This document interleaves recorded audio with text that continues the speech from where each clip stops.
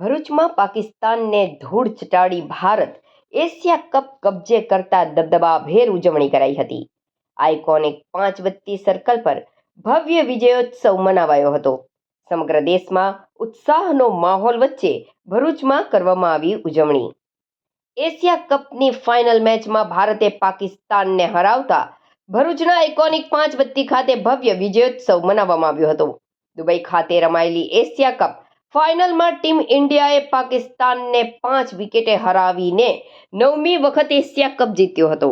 ભારતે 147 રનનો લક્ષ્યાંક 20મી ઓવરના ચોથા બોલ પર ચેસ કરી લીધો હતો.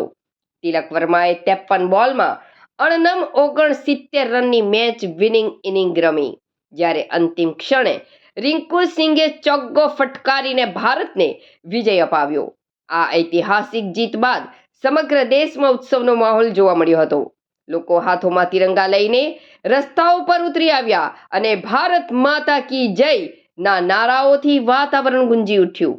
ભરૂચ શહેર જિલ્લામાં પણ અનેક સ્થળોએ લોકોએ ફટાકડા અને આતશબાજી સાથે ઉજવણી કરી. શહેરના 5 બત્તી વિસ્તારમાં મોટી સંખ્યામાં લોકોએ ઉમટી વિજયોત્સવ મનાવ્યો.